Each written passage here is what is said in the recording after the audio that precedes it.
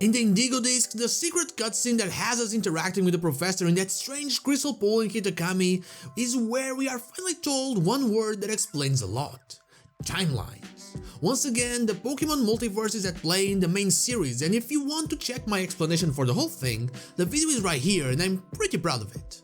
But like I said on my last one, we kinda never got anything about the other professor. So hey, I'm not so ace trainer and where are they? Let's get into it. As a quick recap, from the journals of Area Zero, we know that there were a man or a woman working with Sada or Turo in Area Zero, one that was present when the first Pokemon came from the time machine, either Koraidon or Miraidon, and then left shortly after Arven was born.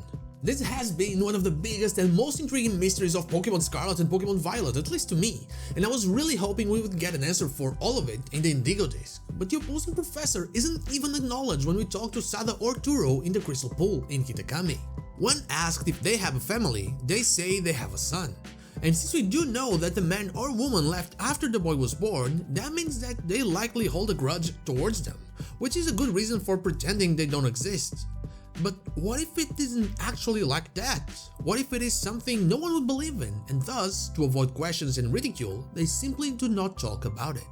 As I explained in my video trying to make sense of everything in Scarlet and Violet, I believe that the crystals can resonate with each other even in different timelines and making them connected when there is energy being applied to them. And there wasn't a place where more energy was being applied to crystals than in Area Zero during the professor's experiments.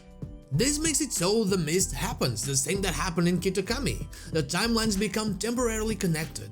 And what better examples of different timelines than one where future paradox show up, one where the Uva Academy exists, and another where past paradox show up, and there exists an Naranja Academy.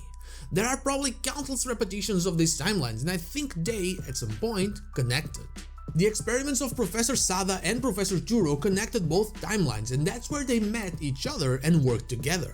For as long as they were using Terra energy in a place where there were so many unstable crystals, they were connected, and as soon as that stopped, they would disappear from each other's world. The time machine would eventually work and bring a Pokemon from somewhere, either a past paradox or a future paradox, but only one of the professors would have accomplished their goal with the other one, eventually giving up or simply connecting itself to another timeline. If they gave up, the energy applied from their side would stop as well, and when that happened, the mist would be gone and so would they.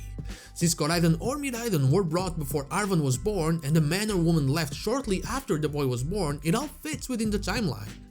They see a Pokemon, one that's nothing like the ones in the book they read, and start either not believing the book or simply focusing somewhere else. Maybe unaware of the reality they are in, the reality that they are already connected to another timeline. The strange part here is of course Arven. Arven being a single individual, the result of the connection of two timelines, and staying on one of them would mean that in another timeline there wouldn't be any Arven. That would mean that the Violet timeline that connected to my Scarlet timeline would not have an Arven since it stayed on my side, unless Arven was some kind of anomaly. I've talked about it before, how Arven's age or the age he appears to be seems to not make sense with the timeline, and how right now, when we talk with the professor and learn that Koraidon or Miraidon will only show up in their timeline after Arven was born, it doesn't fit with the timeline of events we have. So either Arven is also some kind of timeline travel, or he really doesn't exist in specific timelines as his parents were never meant to be together, never meant to meet each other. Honestly, I don't think they will ever give us an answer to this. I still believe that wherever they are, they're likely the reason for the occulture somehow, and maybe the reason why Briar has elements of both timelines without it ever being acknowledged. I hope that a future game touches on this subject, but it's hard to believe that everything will be fully answered. Especially when it seems that we're getting closer and closer to closing the final chapter of Pokémon Scarlet and Pokémon Violet. And that is all I have for you today, probably the last time I tried to explain the professor's disappearance since I don't think we have any more information.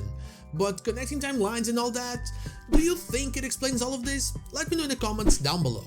And now, like the video if you like it, dislike if you don't, and don't forget to subscribe to the channel for more Pokemon content and also ring the bell so you know when the next video is out. You can follow me on social media and Twitch, I stream there Wednesday to Friday, all the links are in the description. Thank you so much for watching, and I'll see you all on the next one.